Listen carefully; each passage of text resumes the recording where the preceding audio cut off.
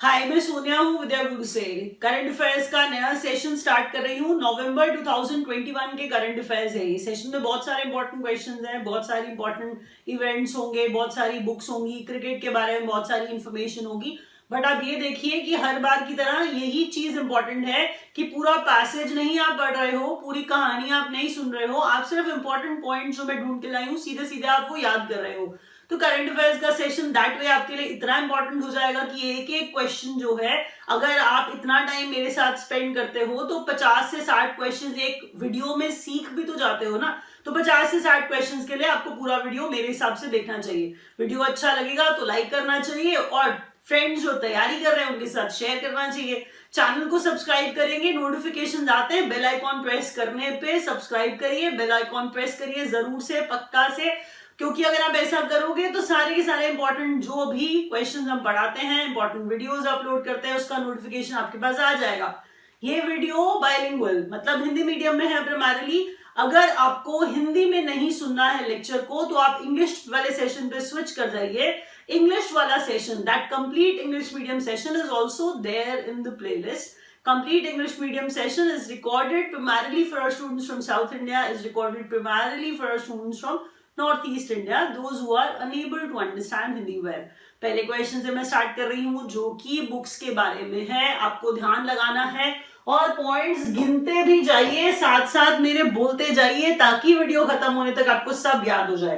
पहला क्वेश्चन, अब यहाँ पर आप कुछ पिक्चर्स देख रहे हैं। सबसे पहले आपको चेतन भगत दिखे जिन्हें आप पहचान रहे हैं, आई एम श्योर। आपको दूसरे अभिजीत बैनर्जी दिखे, उनको भी आप पहचान रहे हैं, आई एम श्योर। लेकिन जो बीच वाले हैं वो एम मुकुंदन है। आप जरा पढ़िए इनके बारे में और क्या क्या बुक्स इन्होंने लिखी है, एग्जाम में आने की पॉसिबिलिटी पक्का। चेतन भगत ने अभी हम कह रहे हैं 400 डेज बुक लिखी है। चेतन भगत की किताब क्या, 400 डेज। एम मुकुंदन, इनकी किताब है दिल्ली अ सोलिलोक्वी। दिल्ली अ सोलिलोक्वी, ये किताब है एम मुकुंदन की। आपको बता दूं ये एम मुकुंदन हम इसलिए पढ़ रहे हैं क्योंकि इन्हें मिला है जेसीबी प्राइज। अब जो जेसीबी प्राइज है लिटरेरी अवार्ड होता है, कोई रिमार्केबल परफॉर्मेंस दिखा रहा है इंग्लिश लैंग्वेज के अंदर तो उसे अवार्ड दिया जा रहा है, जेसीबी प्राइज दिया जा रहा है। तो एम मुकुंदन को दिल्ली अ सोलिलोक्वी के लिए मिला जेसीबी प्राइज।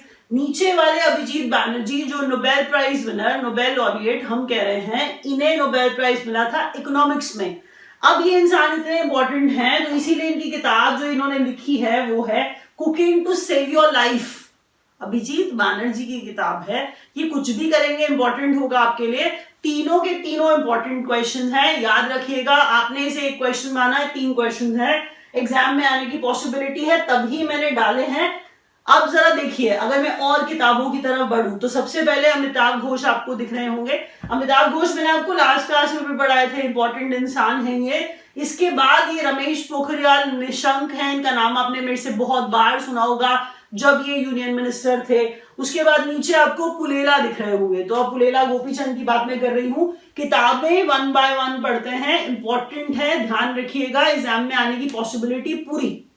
जंगलनामा किताब जो है और uncanny and improbable events, Junglenama, uncanny and improbable events, ये किसकी किताब है, अमिताभ घोष की किताब है। जब मैं आगे बढ़ रही हूं तो रमेश पोखरियाल की जो किताब है एम्स में एक जंग लड़ते हुए, रमेश पोखरियाल की किताब है एम्स में एक जंग लड़ते हुए। इंपॉर्टेंट इंसान है इसीलिए इनकी किताब याद रखिएगा। शटलर्स फ्लिक, अब शटल तो इसका मतलब हम एक बैडमिंटन प्लेयर की बात कर रहे हैं, तो super famous Pullela Gopichand, shuttlers flick, Pullela Gopichand और प्रिया कुमार की किताब है। हर हाल में याद करना है आपको, याद करना है वीडियो खत्म होने तक। आपके पास टारगेट है, जो मैं बोल रही हूं बस साथ के साथ रिपीट करिए और याद करते जाइए। रोड्स एंड हाईवेज, इंपॉर्टेंट क्या है इसके अंदर, अब ध्यान से देखेंगे। 341 किलोमीटर, 341 किलोमीटर की बात हम कर रहे हैं। यहां पर long Purvanchal express way inaugurate किया है प्रधानमंत्री ने इनॉग्रेट किया है। सुल्तानपुर यूपी की बात कर रहे हैं हम कह रहे हैं वहां पर किया है, और हम यहां पे कह रहे हैं एक्चुअल में लखनऊ और गाजीपुर को लिंक करेगा। लखनऊ और गाजीपुर को लिंक करेगा। उत्तर प्रदेश की ही बात हो रही है। देखिए यहां पर आपको इंपॉर्टेंट बात बताऊं कि इसमें प्लेन्स का इस्तेमाल हुआ। ये जो प्लेन मैंने लिखा है C-130J हर्क्यूलिस, ये प्लेन से खुद प्रधानमंत्री आए थे। तो हम कह रहे हैं C-130J हर्क्यूलिस, सुखोई और मिराज भी वहां थे। इन्होंने लैंड किया था वहां पर, आपको बता दूं तो 341 kilometre long Purvanchal express way inaugurate किया सुल्तानपुर यूपी में, लिंक करेगा लखनऊ और गाजीपुर को। नाम जरूर याद रखिएगा, ये क्वेश्चन पूछा जा सकता है, आपको हर हाल में याद करना ही पड़ेगा। एक्सप्रेसवे, पूर्वांचल एक्सप्रेसवे, मैंने कहा फाइटर जेट जो प्लेन्स हैं हर्क्यूलिस, सुखोई और मिराज, प्रधानमंत्री C-130J हर्क्यूलिस वाला। उसके बाद मैंने कहा लखनऊ और गाजीपुर को क्या करेगा, लिंक करेगा। अगला क्वेश्चन देखिए, world record by border roads organisation. अब ये BRO की बात हो रही है, हम इसे ज्यादातर BRO के नाम से बुलाते हैं, तो border roads organisation for world's highest motorable road. अब मोटरेबल का मतलब जो होता है वो आपको बता दूं, मोटर जमा एबल, दैट मीन्स जहां पर मोटर चल सकती है, मोटरेबल रोड जो है उमलिंगला पास। पहले उसकी हाइट देखिए 19,024 फीट अबव कोई रोड है उमलिंगला पास, और वो मोटरेबल है, वहां पर मोटर चल सकती है, तो ऐसी रोड है। तो ये वर्ल्ड रिकॉर्ड किसने बनाया है, BRO ने बनाया है, बॉर्डर रोड्स ऑर्गेनाइजेशन ने बनाया है। प्लीज याद रखिए, वर्ल्ड्स हाईएस्ट रोड नहीं, वर्ल्ड्स हाईएस्ट मोटरेबल रोड मैं बोल रही हूं, इसका रिकॉर्ड बनाया है। किसकी बात हो रही थी, उमलिंगला पास की। कहां पर है ये, लद्दाख में है। हर हाल में क्वेश्चन आ सकता है, याद रखिए। अगला क्वेश्चन देखिए, next question, ICC T20 world cup 2021। अच्छा अब जरा इसको पढ़िए क्वेश्चन को। पहले तो यहां पर T20 को हाईलाइट करना है, ठीक है। T20 वर्ल्ड कप की बात हो रही है, ठीक है। वर्ल्ड कप है तो ICC तो है ही है। अब इंपॉर्टेंट नेशंस भी बात कर लेंगे। पहले देख लेते हैं कौन जीता कौन हारा। ऑस्ट्रेलिया, एरन फिंच जो है वो ऑस्ट्रेलिया के टीम के कैप्टन थे, ठीक है। अब ऑस्ट्रेलिया की बात क्यों आई, क्योंकि ऑस्ट्रेलिया ने ही तो वो वर्ल्ड कप जीत लिया। किसको हरा के जीता, एक्चुअल में न्यूजीलैंड को हराया, और न्यूजीलैंड के कैप्टन जो है वो केन विलियमसन हैं। आपको बता दूं, मतलब जब वो खेल रहे हैं तब की बात हो रही है, बाद में क्या हो रहा है हमें नहीं पता। तो हम कह रहे हैं ऑस्ट्रेलिया, एरन फिंच जो है कैप्टन थे, न्यूजीलैंड को हराया, न्यूजीलैंड के कैप्टन थे केन विलियमसन। ये याद रखिएगा, T20 वर्ल्ड कप की बात हो रही है, T20 वर्ल्ड कप की बात हो रही है। अब क्या हुआ, कहां खेला गया, एक बार सब बात करते हैं, सुनिए। प्लेयर ऑफ द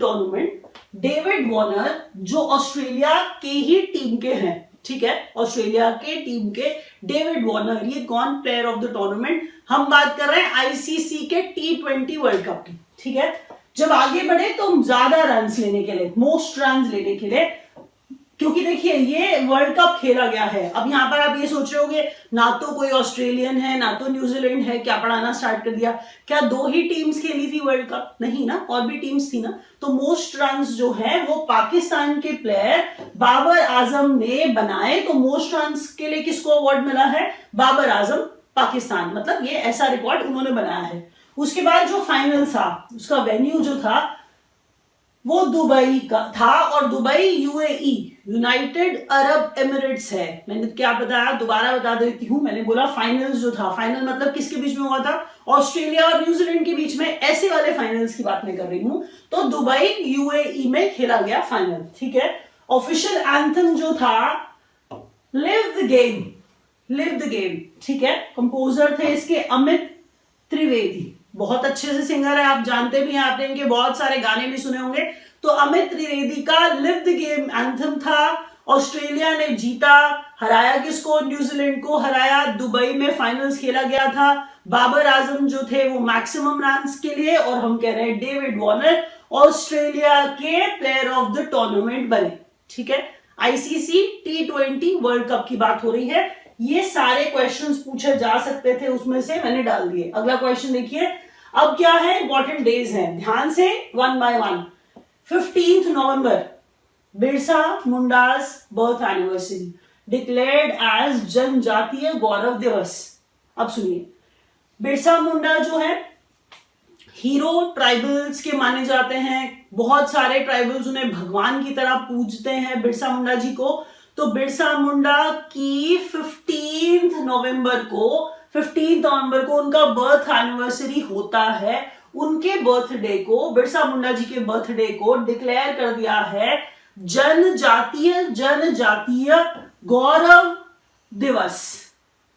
तो 15 नवंबर बिरसा मुंडा जी, देखिए बस इतनी सी बात है कि जब बंगाल प्रेसिडेंसी थी तब वहां पैदा हुए थे। अब वो सेक्शन जो है झारखंड में आता है जहां पर बिरसा मुंडा पैदा हुए थे। तो बिरसा मुंडा झारखंड में पैदा हुए थे, 15 नवंबर उनका बर्थ एनिवर्सरी होता है, जनजातीय गौरव दिवस उन्हीं के बर्थडे पे अनाउंस कर दिया गया। ठीक है, अब नेशनल एजुकेशन डे हम 11 नवंबर को मनाते हैं। नेशनल एजुकेशन डे हम 11 नवंबर को इसलिए मनाते हैं क्योंकि हमारे first education minister post independence, तो इंडिपेंडेंस के बाद में, आजादी के बाद में मौलाना अबुल कलाम आजाद हमारे एजुकेशन मिनिस्टर थे। तो वो एजुकेशन मिनिस्टर हमारे 11 नवंबर को ही पैदा हुए थे। तो उन्हीं को याद करते हुए 11 नवंबर को ही हमने नेशनल एजुकेशन डे डिक्लेयर किया हुआ है।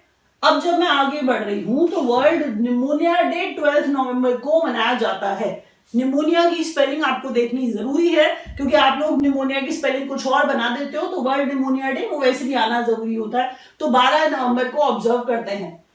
वर्ल्ड डायबिटीज डे 14 नवंबर को ऑब्जर्व किया जाता है और इसका थीम मुझे इंपॉर्टेंट लगा, एक्सेस टू डायबिटीज केयर। याद रखिएगा, डायबिटीज डे 14 नवंबर को ऑब्जर्व करते हैं, एक्सेस टू डायबिटीज केयर इसका थीम था। फिर मैंने बोला 12 नवंबर को निमोनिया डे, 11 नवंबर को नेशनल एजुकेशन डे, वर्ल्ड नहीं है नेशनल है क्योंकि मौलाना अबुल कलाम आजाद तो हमारे एजुकेशन मिनिस्टर थे ना। उसके बाद मैंने बोला जनजातीय गौरव दिवस कब 15 नवंबर को ऑब्जर्व किया जाता है। आगे बढ़ते हैं और इंपॉर्टेंट डेज अगर कुछ है तो चलिए।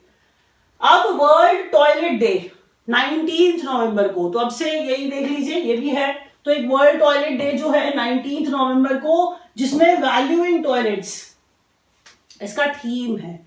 तो वर्ल्ड टॉयलेट डे 19 नवंबर को ऑब्जर्व किया जाता है।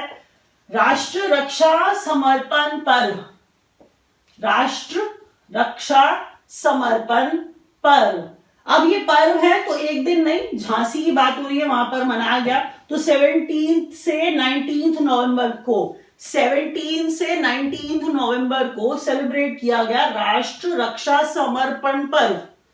अगले क्वेश्चन में बर्थ एनिवर्सरी रानी झांसी की 19 नवंबर को होती है।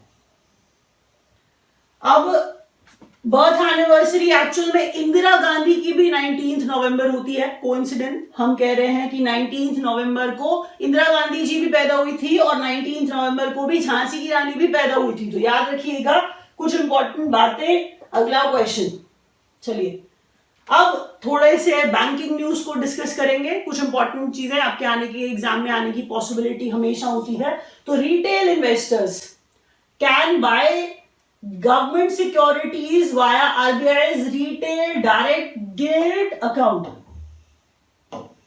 अच्छा, गिल्ट अकाउंट में क्या होता है कि कोई रिटेल इन्वेस्टर है वो अकाउंट खुलवा सकता है, gilt account. Guilt securities account होता है, गवर्नमेंट की सिक्योरिटीज में वो इन्वेस्ट कर पाएगा, गवर्नमेंट की सिक्योरिटीज खरीद पाएगा, मतलब सेंट्रल गवर्नमेंट की, स्टेट गवर्नमेंट की टी बिल्स खरीद पाएगा। तो ये सारी जगह पे इन्वेस्टमेंट कर पाएगा। तो हम कह रहे हैं कि retail investor can by government securities खरीद पाएगा, किससे? गिल्ट अकाउंट से। तो वाया आरबीआई, तो आरबीआई का रिटेल डायरेक्ट गिल्ट अकाउंट खुलवा करके। अब यहां पर अगर आप देखो इस पिक्चर को, देखो अगर आप पढ़ पा रहे हो it's good, otherwise I will read it for you. लिखा है RBI suggested retail participation in G-Secs, the same thing जो यहां मैंने आपको पढ़ाया है। इंपॉर्टेंट यहां पे एक बात लिखी है कि जो मिनिमम इन्वेस्टमेंट है वो 10,000 रुपीज का है। गिल्ट अकाउंट की बात हो रही है क्योंकि सीईओ कंटिन्यू कर रहे हैं, तो मिनिमम इन्वेस्टमेंट क्या है? 10,000 की है। लेकिन कह रहा था कि maximum a retail saver can invest is 2 crore पर सिक्योरिटी। तो 2 करोड़ पर सिक्योरिटी लगा सकते हैं, ये मैक्सिमम कोट कर रहा है, लेकिन मिनिमम इन्वेस्टमेंट कितना होना चाहिए, 10,000 रुपीज का, क्योंकि रिटेल इन्वेस्टर है ना, तो आप उससे 5-10 हजार की उम्मीद कर सकते हो। तो स्टार्ट वहीं से कर रहे हैं 10,000 से, और उसके बाद कह रहे हैं मैक्सिमम 2 करोड़ तक इन्वेस्ट आप कर सकते हो। चलिए, pensioners can submit life certificate via video call. अब वीडियो लाइफ सर्टिफिकेट जो है, एसबीआई इसके पीछे है, एसबीआई ऐसा कर रहा है। आपको बता दूं, कुछ लोग बूढ़े हो जाते हैं, देश छोड़ के चले भी जाते हैं, लेकिन है तो अलाइव, ये चाहते हैं कि प्रूफ दें क्योंकि उनकी पेंशन आ रही है उनके अकाउंट्स में, तो वो कह रहे हैं कि ऐसा इजियर बनाने के लिए, देखिए आप एक फ्लाइट लेकर के किसी बाहर के देश से आएंगे अपने देश में प्रूव करने के लिए कि हाँ हम जिंदा हैं, तो वो कह रहे हैं कि एक वीडियो लाइफ सर्टिफिकेट जो वीडियो कॉल से ही मिल जाएगा पेंशनर्स को। हम कह रहे हैं एसबीआई ने ऐसा काम स्टार्ट किया है, तो कुछ अच्छा भी किया है। जरा देखिए आगे बढ़ के अगला क्या है। चलिए अगला क्वेश्चन देखते हैं। अगला क्वेश्चन किस बारे में है? अगला क्वेश्चन आरबीआई का global hackathon harbinger 2021 innovation for transformation, ये एक्चुअल में नाम है ग्लोबल हैकेथॉन का, आरबीआई का हैकेथॉन है ये। हार्बिंजर की पिक्स में उन्होंने आरबीआई को हाईलाइट किया है ये दिखाने के लिए कि ये हमारा ही है। तो harbinger 2021 innovation for transformation, harbinger 2021 innovation for transformation ये नाम है, और इसका थीम है स्मार्टर डिजिटल पेमेंट्स। इस हैकेथॉन का नाम मैंने आपको बताया और उसका थीम आपको बताया, तो स्मार्टर डिजिटल पेमेंट जो है इसका थीम है, याद रखिएगा। नेक्स्ट क्वेश्चन में सेकंड, मुंह बंद रखो। अब आपको लगेगा ये मैं आपको कह रही हूं, नहीं बिल्कुल मैं आपको नहीं कह रही हूं क्योंकि मैं आपकी आवाज तो सुन ही नहीं सकती हूं ना। तो सेकंड मुंह बंद रखो कैंपेन है लॉन्च बाय एचडीएफसी। थोड़ा सुन के सिली लग रहा है, लेकिन उन्होंने देखो ना क्या बनाया है। एक्चुअल में मुंह बंद रखो मतलब बैंक आपको ये नहीं कह रहा है अपने कस्टमर्स को कि मुंह बंद रखो, किस लिए रखो, ओटीपी डिस्क्लोज मत करना, मुंह बंद रखो। वो कह रहे हैं card number, UPI pin, bank details अपनी किसी को मत दो। तो ये जो कैंपेन है ये एचडीएफसी का है। अब ये है ही ऐसा कैंपेन कि आपको कभी भूल ही नहीं सकता। तो मुंह बंद रखो, हम कह रहे हैं सेकेंड मुंह बंद रखो कैंपेन लॉन्च बाय एचडीएफसी। हर हाल में याद रखिए, चाहे वो आरबीआई का हैकेथॉन है या फिर एचडीएफसी का सेकेंड मुंह बंद रखो। अब यहां पर अगर आगे बढ़े तो आरबीआई का panel on digital lending, lend कर रहे हैं तो लोन दे रहे हैं, लेंड कर रहे हैं तो लोन दे रहे हैं। हम कह रहे हैं कि जयंत दास जो है आरबीआई के जो पैनल डिजिटल लेंडिंग के बारे में है उसको हेड करते हुए हम कह रहे हैं कौन, जयंत दास, ठीक है। उसके बाद RBI draft scheme for PMC banks take over by unity small finance bank. कुछ वीडियोस पहले मैं आपको भारत पे और सेंट्रम के मिल करके यूनिटी स्मॉल फाइनेंस बैंक बनाने की बात कर रही थी कि यूनिटी स्मॉल फाइनेंस बैंक जो है किसने बनाया, किसका हम कह रहे हैं, कौन किसकी बात कर रहे थे, तो हम कह रहे थे सेंट्रम और भारत पे मिलकर के उन्होंने बनाया unity small finance bank. Actual में वो वैसे भी करेक्टिव एक्शन ही था, वो पूरी बात ही करेक्टिव एक्शन के ही बारे में हो रही थी। तो यहां पर मैं आपको दोबारा वही बात को थोड़ा और इलैबोरेट करके बता रही हूं कि पीएमसी वही बैंक है जिसको थोड़ा टाइम पहले आप देख रहे थे, जिसमें से कस्टमर्स अपना पैसा नहीं निकाल पा रहे थे, प्रॉब्लम हो गई थी, फिर घोटाला हो गया था। तो वही पीएमसी बैंक है जिसको टेक ओवर कर रहा है यूनिटी स्मॉल फाइनेंस बैंक।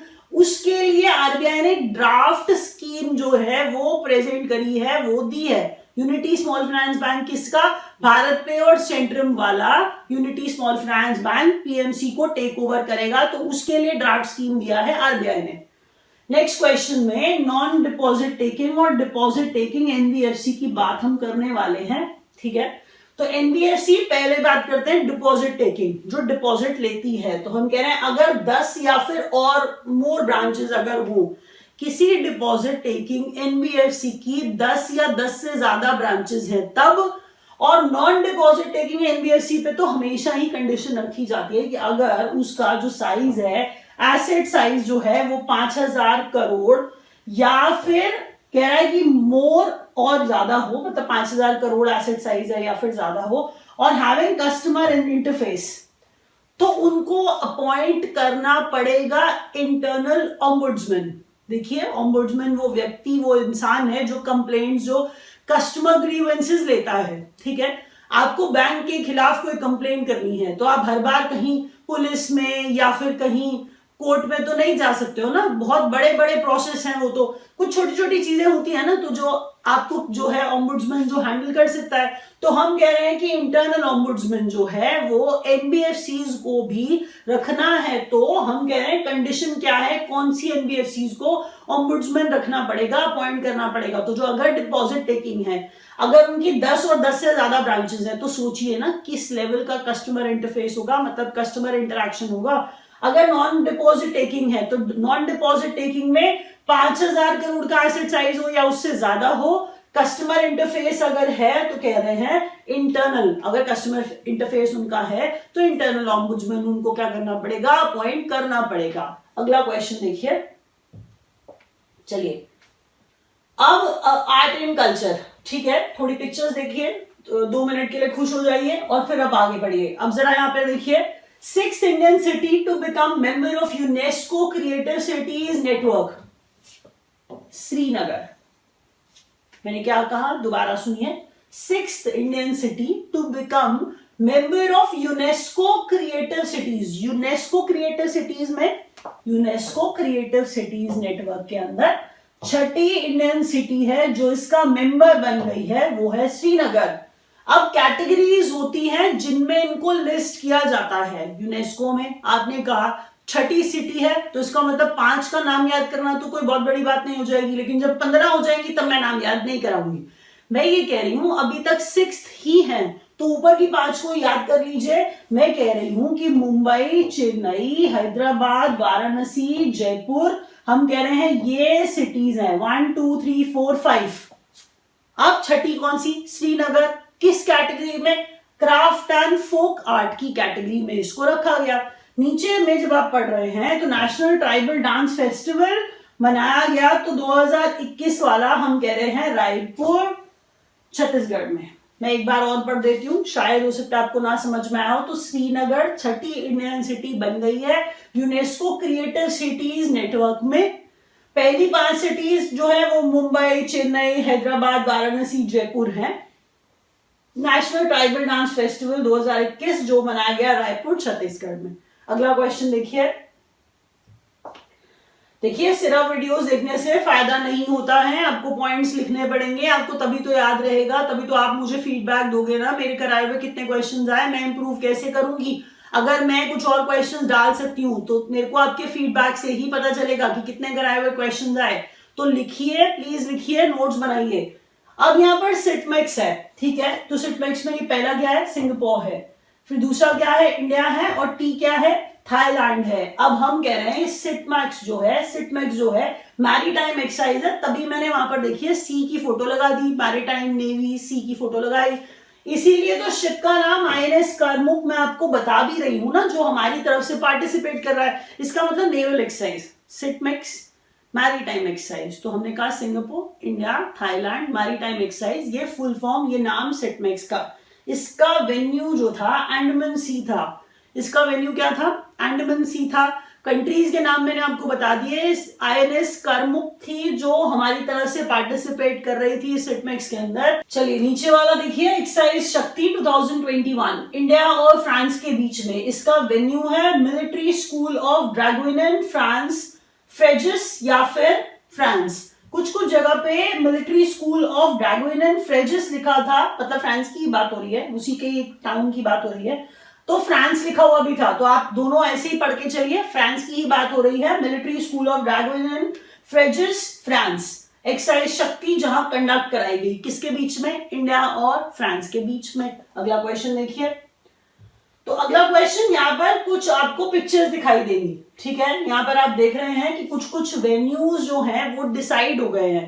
पहले अगर मैं बात करूं तो यहाँ पर मैंने 2024 लिखा है, ICC men's T20 world cup का 2024 में कह रहे हैं यूएसए और वेस्ट इंडीज में होगा। पाकिस्तान होस्ट करेगा 2025 का आईसीसी मेंस चैंपियंस ट्रॉफी, याद रखिएगा। फिर 2026 ICC men's T20 world cup. अब T20 वर्ल्ड कप 2026, पहले देखिए यहाँ पे हम बात कर रहे हैं 2024 के मेंस T20 वर्ल्ड कप की, यहाँ पर हम 2026 के ICC men's T20 world cup की बात कर रहे हैं, जो होस्ट करेगा इंडिया और श्रीलंका। अच्छा, ये वाला सबसे इंपॉर्टेंट हो जाएगा ना हमारे लिए, क्योंकि इंडिया और श्रीलंका होस्ट कर रहे हैं 2026 वाले ICC men's T20 world cup को। जब ये डिक्लेयर हो जाते हैं तो एग्जाम में आने की पॉसिबिलिटी होती है, चाहे ये आगे का टाइम है, लेकिन अगर उन्होंने अभी हाल फिलहाल में बताया है तो करंट अफेयर्स का क्वेश्चन तो बन गया ना। अगला क्वेश्चन अगर देखेंगे तो 2027 वाला भी बोल दिया है कि ICC men's 50 over world cup, मतलब 50 ओवर वाला, वो T20 20 ओवर्स वाला, तो ये 50 ओवर वाला जो वर्ल्ड कप है मेन वाला 2027 वाला, साउथ अफ्रीका, जिम्बाब्वे और नामीबिया है, ये क्या करेंगे, होस्ट करेंगे। 2028 ICC men's T20 world cup Australia और न्यूजीलैंड होस्ट करेंगे। फिर 2019 आईसीसी मेंस चैंपियन ट्रॉफी जो है वो इंडिया होस्ट करेगा। 2030 वाला ICC men's T20 world cup England, Ireland और स्कॉटलैंड जो है होस्ट करेंगे। 2031 वाला भी बता दिया है, तो ICC men's 50 over world cup जो है वो फिर से हम कह रहे हैं इंडिया होस्ट करेगा, लेकिन अब यहाँ पे श्रीलंका की जगह पे बांग्लादेश हो जाएगा। तो अब अगले क्वेश्चन की तरफ बढ़ते हैं। 2 मिनट से रुक करके लिखने की, फोटो क्लिक करने की, बस याद रखना है आपको, किसी भी तरीके से करिएगा जरूर। अब आगे जब बढ़ रहे हैं तो new chairman of ICC men's cricket committee, ICC men's cricket committee के नए chairman Sourav Ganguly, ICC men's cricket committee के चेयरमैन नए। तो मैंने क्या बताया किसको बनाया गया है, सौरव गांगुली को बनाया गया है। अब new head coach of Indian men's team Rahul Dravid को न्यू हेड कोच बनाया गया है। किसका बनाया गया है, इंडियन मेंस टीम का, राहुल द्रविड़ को।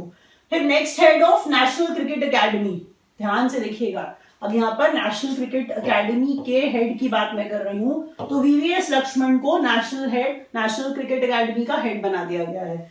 Next captain of T20 team Rohit Sharma, next captain of T20 team Rohit Sharma को बना दिया गया है। एक बार ध्यान से याद करिए, रुक करके 2 मिनट पॉज लीजिए कि सौरव गांगुली, राहुल द्रविड़, रोहित शर्मा, वीवीएस लक्ष्मण को क्या क्या पोजीशन दी गई है, ध्यान से याद करके आगे बढ़ते हैं। नेक्स्ट क्वेश्चन देखिए, चलिए नेक्स्ट नेवल चीफ की बात हम यहाँ पे कर रहे हैं, ठीक है। नेक्स्ट नेवल चीफ की बात हम कर रहे हैं आर हरि कुमार को नेक्स्ट नेवल चीफ, नेवी का चीफ बनाया गया है। Honorary rank of general of Indian army conferred on Nepal army chief Prabhu Ram Sharma, ध्यान से सुनिएगा, ऑनरेरी रैंक है, पहले तो आपको ये याद रखना है, किसको, general of Indian army conferred on, किसकी बात कर रहे हैं हम, नेपाल आर्मी चीफ के ऊपर जो है हम उनको कह रहे हैं कंफर किया गया, तो प्रभु राम शर्मा उनका नाम है जिनकी बात हम कर रहे हैं, जिन्हें ऑनरेरी रैंक जो है ये दिया गया है। तो ordinance to extend tenure of CBI ED chief from 2 to 5 years। अच्छा सुनिए, ऑर्डिनेंस हिंदी में अध्यादेश होता है, ठीक है। पार्लियामेंट नहीं चल रही है तो कोई कानून लाना है जल्दी से, तो प्रेसिडेंट के पास ये पावर होती है कि वो ऑर्डिनेंस इशू कर देते हैं, अध्यादेश जारी कर देते हैं, तो ऑर्डिनेंस लाया गया है। अब ऑर्डिनेंस जो है किस लिए लाया गया है ये भी ध्यान से देखिए कि सीबीआई के जो और जो ईडी के चीफ हैं उनका टाइम, उनका टेन्योर जो है वो बढ़ाना है, 2 साल के टेन्योर से बढ़ा करके उनका टेन्योर 5 साल कर दिया गया है, तो ये इसके लिए ऑर्डिनेंस लाया गया है। ध्यान से पढ़िएगा, ईडी चीफ का जो नाम है वो संजय कुमार मिश्रा है, और जो सीबीआई के डायरेक्टर हैं वो सुबोध कुमार जायसवाल है। दोबारा पढ़ रही हूं, सुनिए, ईडी चीफ का नाम संजय कुमार मिश्रा, सीबीआई डायरेक्टर का नाम सुबोध कुमार जायसवाल है। हर हाल में नाम याद रखिए, क्योंकि 2 से 5 साल का टेन्योर करने के लिए इनके ऑर्डिनेंस लाया गया है। चलिए अगला क्वेश्चन देखिए, यूएन क्लाइमेट चेंज। अच्छा, क्लाइमेट चेंज कॉन्फ्रेंसेस की बात हो रही है, तो आपको मैं पहले भी पढ़ाती रहती हूँ उसमें, तो United Nations framework convention on climate change. अब यहाँ पर कॉन्फ्रेंस ऑफ पार्टीज COP 27, जब आगे वाले, अभी मैंने आपको जब पास्ट में पढ़ाया तो मैंने 26 पढ़ाया था, COP 26 पढ़ाया था, अब 27 और 28 का भी इन्होंने क्या किया है, डिक्लेयर कर दिया है कि कहां कहां होने वाली है। तो हम कह रहे हैं कि UNFCCC COP 27 2022 वाला ये होगा, हम कह रहे हैं शर्मल शेख इजिप्ट में एक जगह है जहां पे COP 27 होने वाला है, और COP 28 2023 वाला ये UAE में होगा, ये बात बताई गई है। तो COP 27 इजिप्ट में शर्मल शेख, फिर उसके बाद मैंने आपको बताया COP 28 UAE में 2023 वाला UAE में होगा। याद रखिएगा, हम यहाँ पर United Nations framework conference on climate change जो है उसकी बात हम कर रहे हैं, कन्वेंशन ऑन क्लाइमेट चेंज की बात हम कर रहे हैं। अगला क्वेश्चन देखिए, अब फिर से ओम्बुड्समैन आ गया है। ओम्बुड्समैन स्कीम मैंने आपको पहले थोड़ा सा ओम्बुड्समैन का नाम बताया ना, मतलब ओम्बुड्समैन कौन होता है, ग्रीवेंसेस लेता है। तो इंटीग्रेटेड ओम्बुड्समैन स्कीम जो है 2021 वाली, हम कह रहे हैं यहाँ पे to merge banking ombudsman scheme. देखिए सुनिए, हम अगर एक ओम्बुड्समैन स्कीम लेके आए 2021 वाली, हम उसको बोल रहे हैं, तो हमने क्या किया उसको बनाने के लिए, हमने पीछे वाली ओम्बुड्समैन स्कीम्स को बस मर्ज कर दिया है, नई स्कीम बन के हाथ में आ गई। तो तैयार banking ombudsman scheme 2006, ombudsman scheme for NBFCs 2018 और ombudsman scheme for digital transaction 2019, इनको मर्ज कर दिया है। हम कह रहे हैं इंटीग्रेटेड ओम्बुड्समैन स्कीम 2021 बना दी अब, ठीक है, मर्ज कर दिया इनको। चलिए आगे देखिए, आगे क्या लिखा है, also covers non scheduled primary cooperative banks with deposit size 50,000 और अबव। यहां पर कह रहा है कि अगर किसी primary cooperative bank, non scheduled primary cooperative bank है, अगर उसका डिपॉजिट साइज 50 करोड़ या उससे अबव है, तो उसको भी इसमें मर्ज कर लिया गया, उसको भी इसी स्कीम में ऐड कर लिया गया। One can approach ombudsman if complaint isn't replied or resolved well within 30 days। तो आपको ये भी पता होना चाहिए, आप ओम्बुड्समैन के पास जाना चाह रहे हैं, कंप्लेंट लॉन्च करना चाह रहे हैं कि बैंक के बारे में कि ऐसा ऐसा प्रॉब्लम आपको हुआ है, तो ये कहा जा रहा है कि अगर आप ओम्बुड्समैन को अप्रोच करना चाह रहे हैं तो कैसे करेंगे, इस स्कीम में कैसे करेंगे। अगर आपकी कंप्लेंट पे ठीक से रिप्लाई नहीं दिया गया है और वो कंप्लेंट रिजॉल्व नहीं हुई है 30 दिन के अंदर, तो आप किसको अप्रोच कर सकते हैं, ओम्बुड्समैन को अप्रोच कर सकते हैं। अगला क्वेश्चन देखिए, अब यहां पर इनॉग्रेशंस की बात हो रही है, लॉन्चेस की बात हो रही है। तो इनॉग्रेशन में बिरसा मुंडा स्मृति उद्यान या फिर फ्रीडम फाइटर्स म्यूजियम जो है कमजाबाद रांची झारखंड। आपने मेरे इसी वीडियो में मैंने थोड़ी देर पहले आपको जब बताया था कि बिरसा मुंडा जी झारखंड में ही पैदा होने की बात उनकी कही जाती है, तो यहाँ पर उसी बात पे यहाँ देखिए कि बिरसा मुंडा स्मृति उद्यान या फिर फ्रीडम फाइटर्स म्यूजियम, हम कह रहे हैं बिरसा मुंडा स्मृति उद्यान एंड फ्रीडम फाइटर्स म्यूजियम जो है ये कहां पर बनाया जा रहा है, रांची झारखंड में बनाया जा रहा है। फाउंडेशन स्टोन ऑफ 600 मेगावाट, आप देख पा रहे हैं वहां पर सोलर पैनल्स भी लगे हुए हैं, तो 600 मेगावाट।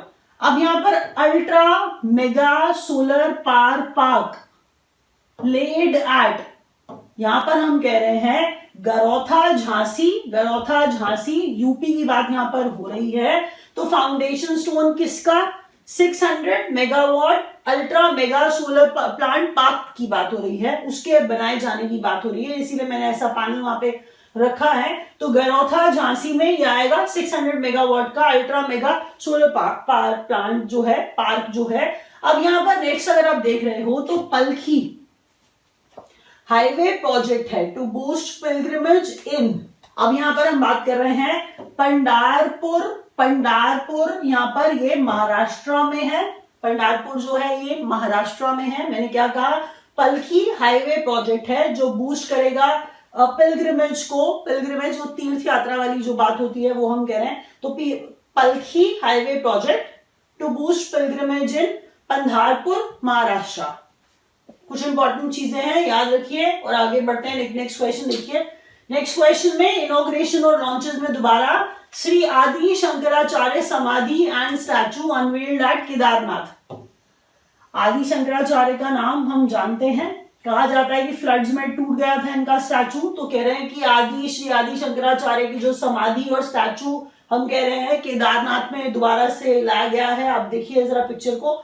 अब यहाँ पर अंडर देखो अपना देश, तो अंडर सम कैंपेन जैसे हम बात करते हैं ना, उसके तहत हम कह रहे हैं कि अंडर देखो अपना देश रेलवेज ने स्टार्ट किया है special train covering places related with Lord Rama. तो लॉर्ड रामा भगवान राम जो हैं उनके लिए रेलवेज ने देखो अपना देश अंडर उसके स्कीम के तहत जो है तो लॉन्च किया है। क्या स्पेशल ट्रेन लॉन्च किया है? श्री रामायण यात्रा स्पेशल, पूरा श्री रामायण यात्रा स्पेशल ट्रेन ही लॉन्च कर दिया रेलवेज ने। किसके तहत कह रही थी मैं आपको? देखो अपना देश के तहत। अब अगला क्वेश्चन देखिए, डेस्टिनेशन जो है कवर करेगा, क्योंकि देखिए डेस्टिनेशन भी तो नेक्स्ट पॉइंट है ना, अयोध्या वाराणसी, क्योंकि यहाँ पर पिलग्रिमेज साइट्स होंगी जहां पर श्री राम जो है वो उनसे रिलेटेड प्लेसेस जो है, तो अगर हम उनकी बात कर रहे हैं इसीलिए अयोध्या, वाराणसी, सीतामढ़ी, नासिक, हम्पी और रामेश्वरम जैसी जगह है जो ये ट्रेन है ना आपको लेके जाएगी। कौन सी ट्रेन? श्री रामायण यात्रा स्पेशल। अगला क्वेश्चन देखिए, नेक्स्ट क्वेश्चन है newest 12th district of Meghalaya. अब आपको ये पता चल गया कि हम कह रहे हैं कितने डिस्ट्रिक्ट थे पहले, 11 थे, 12वां आया तो 12वां नया है। इससे आपको ये पता चल गया कि मेघालय में ईस्टर्न वेस्टर्न खासी हिल्स जो है ये नया अगर डिस्ट्रिक्ट बना है तो कितने डिस्ट्रिक्ट होंगे? तो मेघालय में अब 12 डिस्ट्रिक्ट हो गए। 12वां जो है वो गारो खासी हिल्स वाला ही खासी है, तो हम कह रहे हैं ईस्टर्न वेस्टर्न खासी हिल्स, ये 12वें डिस्ट्रिक्ट को बनाया गया है मेघालय में। क्या ऐसा क्वेश्चन इंपॉर्टेंट नहीं है? खुद सोचो आप, किसी स्टेट के अंदर अगर हम बात करें कुछ एडिशन हो रहा है, डिस्ट्रिक्ट ऐड हो रहा है, तो बड़ी चीज है ना, ध्यान से समझिए। ईस्टर्न वेस्टर्न खासी hills, newest 31st district of Karnataka. तो अब इसका मतलब आपको ये भी पता चल गया कितने डिस्ट्रिक्ट्स हैं कर्नाटका में। अब 31 हो गए। 31वें का नाम क्या है? विजयनगर है, विजयनगर है। तो न्यूएस्ट 31वां डिस्ट्रिक्ट कर्नाटका में, कर्नाटका तो बहुत बड़ी स्टेट है ना, तो आपको ये पता होना चाहिए विजयनगर नया डिस्ट्रिक्ट बनाया गया है। मुंबई कर्नाटका रीजन रीनेम किया गया है इसको, मुंबई कर्नाटका कॉमन रीजन की बात हो रही है हम कह रहे हैं, तो कित्तूर कर्नाटका कंप्राइजेस 7 डिस्ट्रिक्ट्स। अब ये यहाँ पर जिसको रीनेम किया गया है हम उसकी बात कर रहे हैं कि उसमें कितने डिस्ट्रिक्ट्स हैं। दोबारा सुनिए, मुंबई कर्नाटका रीजन को रीनेम किया गया, नाम बन गया कित्तूर कर्नाटका रीजन। कित्तूर कर्नाटका जो रीजन है उसमें 7 डिस्ट्रिक्ट्स हैं, ये आपको याद रखना पड़ेगा पक्का से, क्योंकि ये रीनेम भी इंपॉर्टेंट है, नए डिस्ट्रिक्ट्स जो ऐड हुए हैं वो भी सुपर इंपॉर्टेंट है। अगला क्वेश्चन देखिए, अगला क्वेश्चन किस बारे में आ रहा है? अगला क्वेश्चन है सोलर एनर्जी इनिशिएटिव। तो सोलर एनर्जी इनिशिएटिव्स में हम पहला पढ़ रहे हैं, पहला initiative one sun one world one grid launched by India and UK. तो इंडिया और यूके ने मिलकर वन सन वन वर्ल्ड और वन ग्रिड टाइप का सोलर पावर इनिशिएटिव जो है उसे लॉन्च किया। तो ये जो सोलर एनर्जी इनिशिएटिव है जिसमें हर नेशन का एक ग्रिड, जिसमें हम उसको कह रहे हैं ग्रिड को लिंक कर दिया जाएगा, तो कंट्रीज जो है वो एक दूसरे के साथ अपनी सोलर एनर्जी शेयर कर पाएंगी, सोलर पावर जो है वो शेयर कर पाएंगी। इस इनिशिएटिव से ये बेनिफिट होगा। तो one sun one world one grid India और यूके ने, हमने कहा, मिलकर लॉन्च किया। अब यहाँ पर पढ़िए, यही बात जो मैं कह रही हूँ उसे पढ़िए, will allow nations to share renewable power with one another. तो ऐसे क्या कर पाएंगे? इस इनिशिएटिव के तहत सारे नेशन जो हैं अपनी सोलर रिन्यूएबल पावर है एक दूसरे के साथ क्या कर पाएंगे? शेयर कर पाएंगे। नीचे जब आ रहे हैं तो आपको ये बताना है कि 101st member international solar alliance जो है इसके अंदर यूएसए बन गया है। इंटरनेशनल सोलर अलायंस जिसकी पिक्चर आप देख रहे हो ISA, हम कह रहे हैं, इससे आपको ये पता चल गया जैसे वहां आपको पता चल रहे थे कितनावां डिस्ट्रिक्ट ऐड हो गया, बिल्कुल वैसे ही आपको यहाँ पता चल रहा है 101वां मेंबर जो है ऐड हो गया। तो 101 मेंबर है इंटरनेशनल सोलर अलायंस के अंदर, मतलब उतनी कंट्रीज हैं जो इसका पार्ट है। फिर हमने कहा 101वां मेंबर जो है वो यूएसए बन गया है। तो आपको ये याद रखना है कि क्वेश्चन आ सकता है। इंटरनेशनल सोलर अलायंस का जो सेक्रेटेरिएट है, जो इसका हेडक्वार्टर्स है, वो गुरुग्राम में है, इंडिया में है, और जो इसके हेड है मतलब डायरेक्टर जनरल जो इसके होते हैं वो उसकी बात हम कर रहे हैं। तो डायरेक्टर जनरल इसके हैं अजय माथुर। किसके? इंटरनेशनल सोलर अलायंस के। इंटरनेशनल सोलर अलायंस के डायरेक्टर जनरल कौन? अजय माथुर। तो यहाँ पर हम रैप अप कर रहे हैं। अब अगर आपको वीडियो अच्छा लगा है तो लाइक कर दीजिएगा, नहीं समझ आया तो आप इंग्लिश वाला वीडियो देख सकते हैं। Thank you so much for watching.